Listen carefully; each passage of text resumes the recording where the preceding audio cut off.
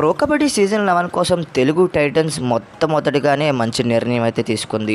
ఆ నిర్ణయం ఏంటంటే కృష్ణకుమార్ హుడ్డా సార్ని మన తెలుగు టైటన్స్ అయితే హెడ్ కోచ్గా నియమించడం.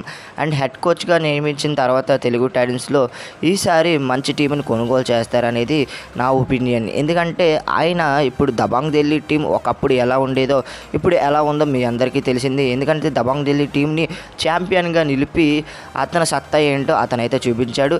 అండ్ ఈసారి మన తెలుగు టైటన్స్ అయితే మనకి కృష్ణకుమార్ హుడ్డా సార్ గారిని అయితే మనకైతే హెడ్ కోచ్గా ప్రకటించారు. అండ్ ఇప్పుడు ప్రస్తుతం చూసుకున్నట్టయితే తెలుగు టైటన్స్లో యువ ఆటగాళ్ళని ప్రోత్సహించే అవకాశాలు అయితే ఎక్కువగా కనిపిస్తున్నాయి. ఎందుకంటే మనకి దబాంగ్ ఢిల్లీలో చూసుకున్నట్టయితే మనకి డిఫెన్స్లో సీనియర్ ప్లేయర్స్ని పెట్టి యంగ్ రైడర్స్ని అయితే కొనుగోలు చేశారు మన కృష్ణకుమార్ హుడ్డా సార్ అయితే. అండ్ నవీన్ కుమార్ని, ఆసు మాలిక్ లాంటి రైడర్స్ని తయారు చేశారు మన కృష్ణకుమార్ హుడ్డా. అండ్ ఈ సీజన్లో మన తెలుగు టైటన్స్కి వచ్చారు కాబట్టి అదే విధమైన ప్లాన్స్తో ఆయన టీంను కొనుగోలు చేసే అవకాశాలు అయితే కనిపిస్తున్నాయి.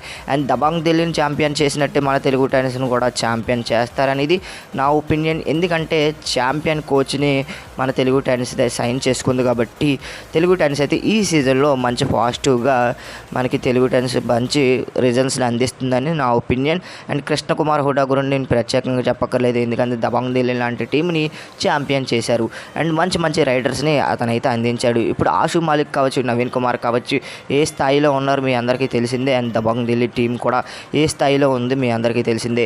ఈసారి మన తెలుగు టైటన్స్కి అయితే హెడ్ కోచ్గా నియమించారు కాబట్టి ఈ సీజన్లో మన తెలుగు టైటన్స్ అయితే యువ ఆటగాళ్ళని ఎక్కువగా చూసే అవకాశాలు అయితే కనిపిస్తున్నాయి. అండ్ డిఫెన్స్లో సీనియర్ ప్లేయర్స్ ఉండే అవకాశాలు అయితే కనిపిస్తున్నాయి. అండ్ ఇతని స్ట్రాటజీ ఏంటో మీ అందరికీ తెలిసిందే. అండ్ దబాంగ్ ఢిల్లీలో ఏ విధమైన స్ట్రాటజీ పెట్టి సీజన్ 8లో ఛాంపియన్ చేశారో అదే విధమైన స్ట్రాటజీతో తెలుగు టైటన్స్ అయితే ఈ సీజన్లో ఛాంపియన్ అవ్వాలి. కృష్ణకుమార్ హుడ్డా గారు అయితే ఛాంపియన్ చేయాలని మనందరం కోరుకుందాం.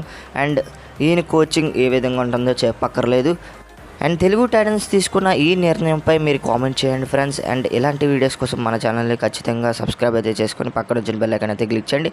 అండ్ మరొక ఇంట్రెస్టింగ్ వీడియోతో తర్వాత కలుద్దాం. అంతవరకు బాయ్ ఫ్రెండ్స్, బాయ్ బాయ్.